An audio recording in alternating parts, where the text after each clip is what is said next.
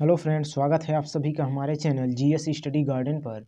जैसा कि आप लोग जानते हैं कि हमारे चैनल पर सीटेट का प्रैक्टिस सेट डेली कराया जाता है। इसी क्रम में आज हम लोग पर्यावरण का तीसरा प्रैक्टिस सेट देखेंगे।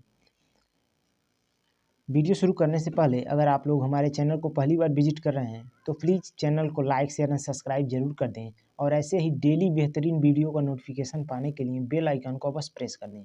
देखिए, हमारे चैनल पर पर्यावरण, संस्कृत, बाल विकास तथा हिंदी का भी प्रैक्टिस सेट कराया जाता है। आप लोग डेली विजिट करते रहिए हमारे चैनल को और अपना प्रैक्टिस सेट करते रहिए और अच्छा अपना स्कोर लाने के लिए इसको पढ़ते रहिए डेली। चलिए देखते हैं।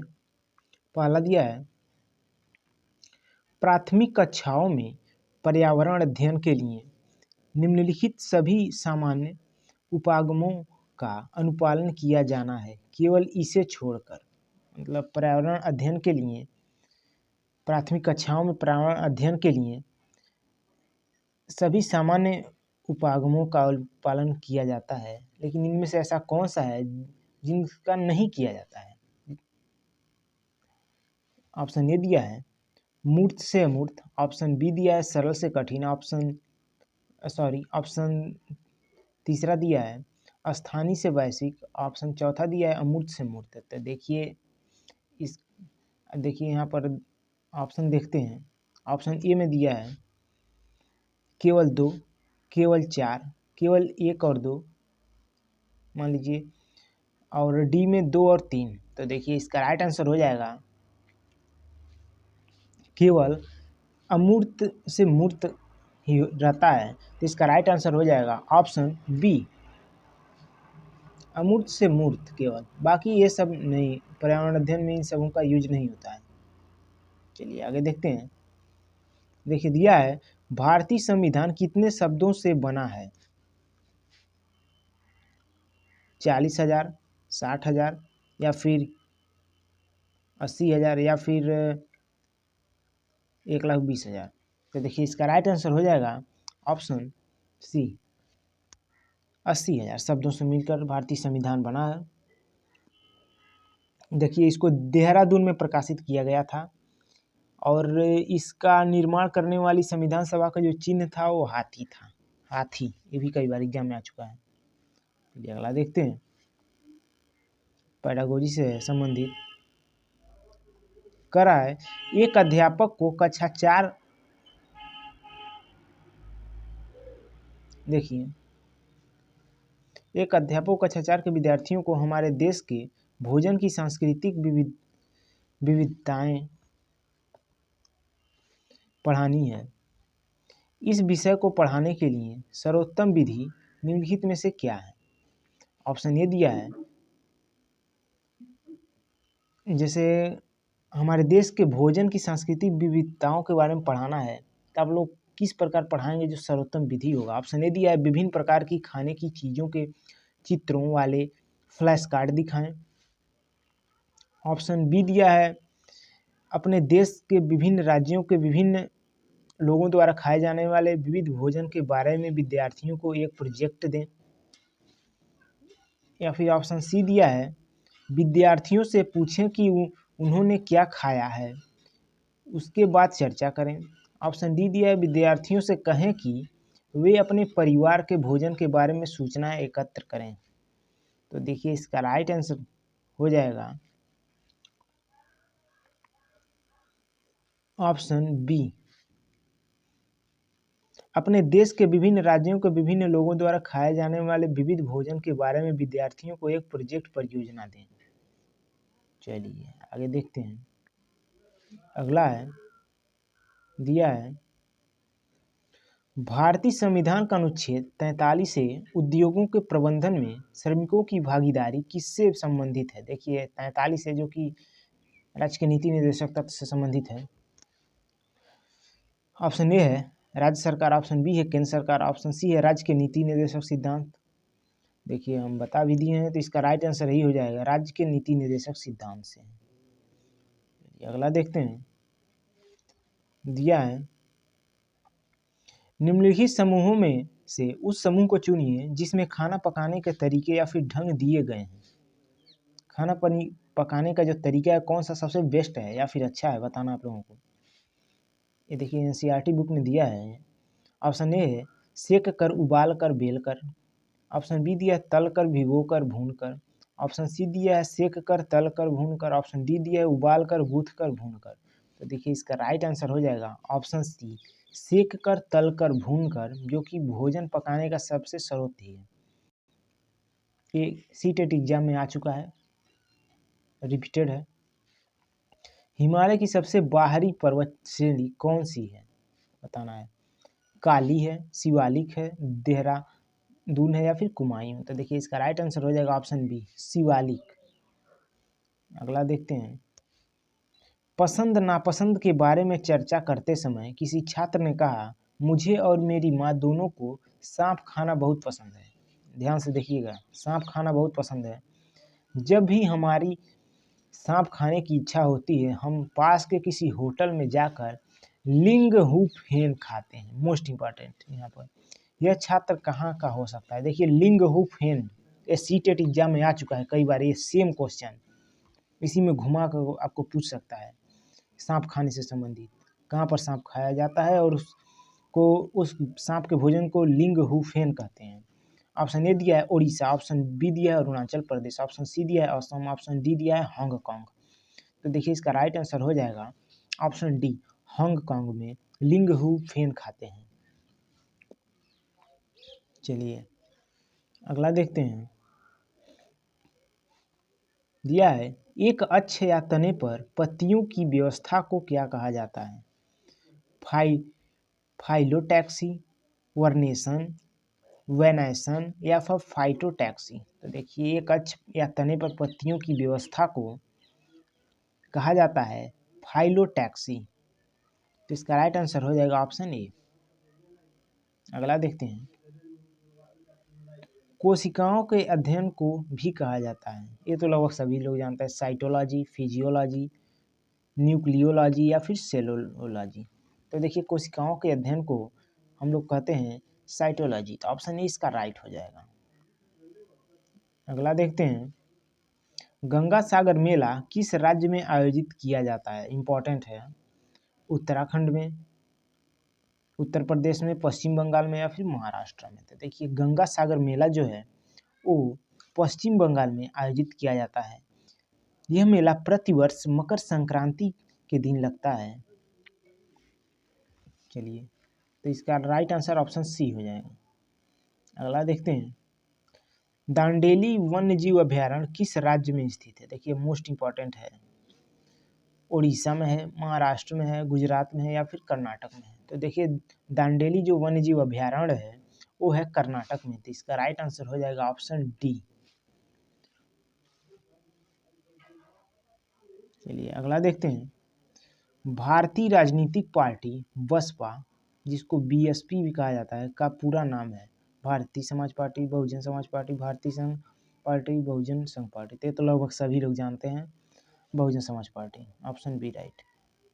चलिए आगे देखते हैं। निम्नलिखित में से पेट्रोलियम के सही अभिलक्षण चुनिए। मतलब पेट्रोलियम का क्या पहचान है, क्या उसका लक्षण है। ये भी एनसीईआरटी बुक में है और ये मोस्ट इंपॉर्टेंट है, इसको ध्यान दीजिएगा। बदबूदार होता है, गाढ़े रंग का तेल है, बदबूदार पतला पीला द्रव है, अच्छी गंध वाला पतला नीला रंगीन द्रव है, बिना गंध वाला या फिर बिना गंध का गाढ़ा तथा गहरे रंग का तरल है। तो आप लोगों को बताना पेट्रोलियम का क्या लक्षण है इसमें से। तो इसका राइट आंसर हो जाएगा ऑप्शन ए, ये बदबूदार गाढ़ा गहरे रंग का तेल है। ऑप्शन ए इसका राइट है। आप लोग यहाँ पर देखिए पीला द्रव लिखा है, यहाँ पर कुछ लोग कंफ्यूज हो जाएंगे, लेकिन ये पीला द्रव में नहीं आएगा। बदबूदार गाढ़ा गहरे रंग का तेल है, तो ऑप्शन ए इसका राइट हो जाएगा। अगला देखते हैं। दिया है भारत के राष्ट्रपति के पद के लिए कौन शपथ दिलाता है। भारत के गवर्नर जनरल, भारत के मुख्य न्यायाधीश, भारत के प्रधानमंत्री या फिर भारत के उपराष्ट्रपति।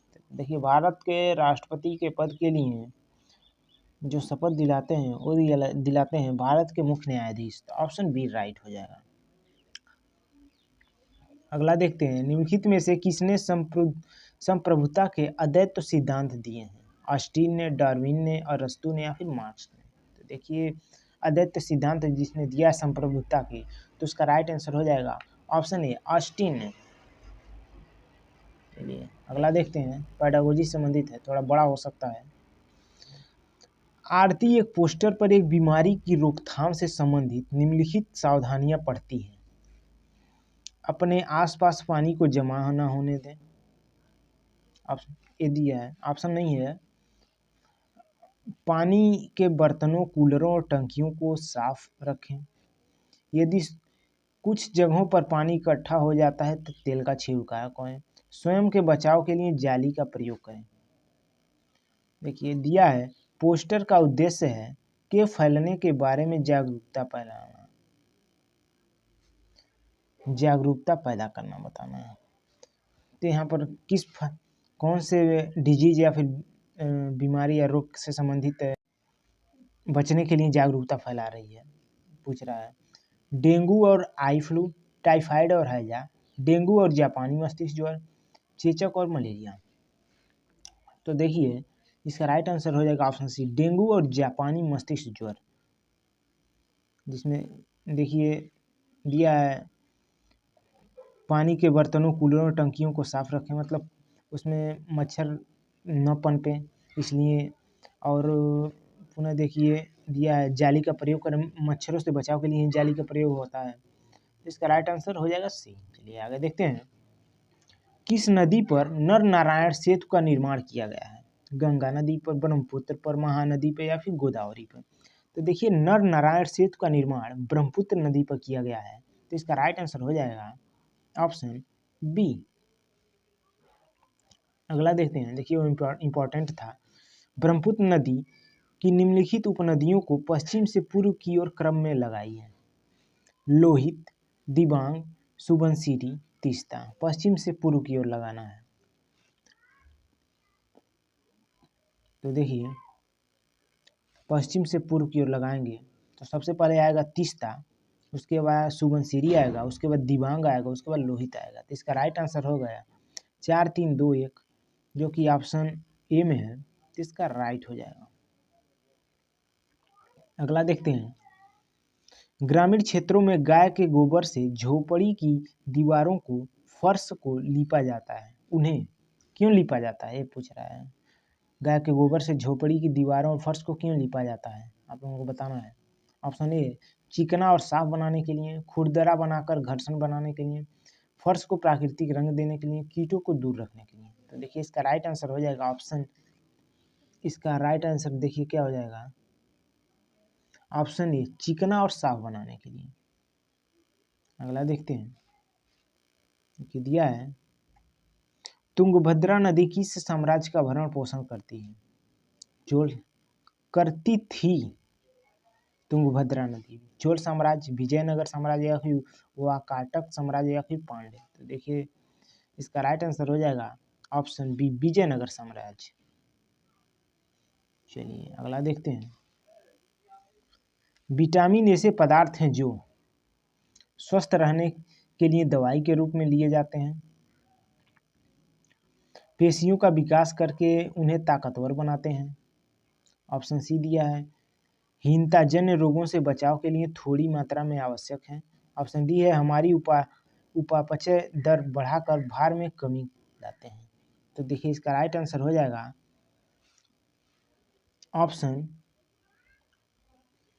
ऑप्शन सी, हीनताजन्य रोगों से बचाव के लिए हम लोग थोड़ी मात्रा में विटामिन हमारे लिए आवश्यक है। अगला देखते हैं, प्राथमिक स्तर पर आकलन में होना चाहिए, प्राथमिक स्तर पर आकलन में क्या होना चाहिए? अर्धवार्षिक एवं वर्ष के अंत में वार्षिक परीक्षा, साप्ताहिक गृह एवं कक्षा अध्यन्यास, शिक्षार्थियों एवं अभिभावकों के साथ बांटे जाने वाले शिक्षक के सतत और असंरचित अवलोकन, प्रत्येक माह में किए गए औपचारिक परीक्षण और खेल। देखिए प्राथमिक स्तर के आकलन में जो है वो अर्धवार्षिक एवं वर्ष के अंत में परीक्षा अवश्य होनी चाहिए। तो इसका राइट आंसर हो जाएगा ऑप्शन ए, ऑप्शन ए इसका राइट हो जाएगा। चलिए आगे देखते हैं, मानचित्र को पढ़ाने के लिए वांछनीय कौशलों में शामिल है। मानचित्र अगर आप लोग पढ़ाते हैं तो वांछनीय कौशल कौन से होने चाहिए? अभिव्यक्तात्मक योग्यता को प्रदर्शित करने के लिए बेहतरीन संप्रेषण कौशल। ऑप्शन बी दिया स्थान दूरी एवं दिशाओं की सापेक्ष दूरी समझने की योग्यता। ऑप्शन सी दिया है बेहतरीन ड्राइंग और पेंटिंग कुशलताएं।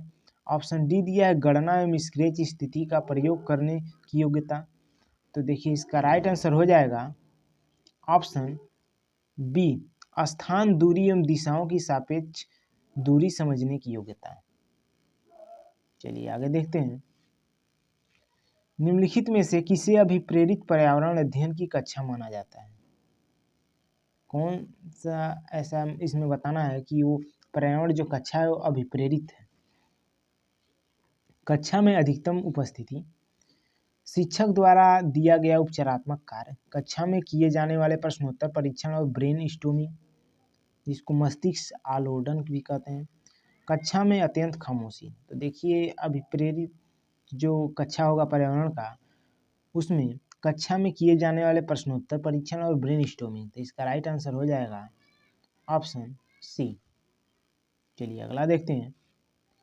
कोंकण रेल सीधे जोड़ती है मंगलौर और मुंबई को, कोची और गोवा को, कोलम और कोझिकोड को, अल्पुझा और मंगलौर को। देखिए इम्पोर्टेंट है, कोंकण रेल जो है मंगलौर और मुंबई को जोड़ती है। तो ऑप्शन ए इसका राइट हो जाएगा। चलिए आगे देखते हैं। कच्छ स्थानों में वनस्पति के अपघटन के कारण उत्पन्न गैस है carbon monoxide, carbon dioxide, sulphur dioxide या फिर मीथेन। तो देखिए इसका राइट आंसर हो जाएगा मीथेन। वनस्पतियों के अपघटन से जो है मीथेन गैस उत्पन्न होता है। इसका राइट आंसर ऑप्शन डी। अगला देखते हैं। जैविक पर्यावरण में शामिल है, जैविक पर्यावरण में क्या क्या शामिल होता है? उत्पादक, उपभोक्ता, अपघटक या फिर उपरोक्त सभी। इंपॉर्टेंट है। तो देखिए इस उपरोक्त सभी इसमें शामिल होते हैं। तो इसका राइट आंसर ऑप्शन डी हो जाएगा। अगला देखते हैं। विलयन पाठ की प्रायोगिक व्याख्या है तो विलय के रूप में शिक्षक को कौन सा पदार्थ लेना चाहिए? इंपॉर्टेंट है, विलयन पाठ पढ़ाना है।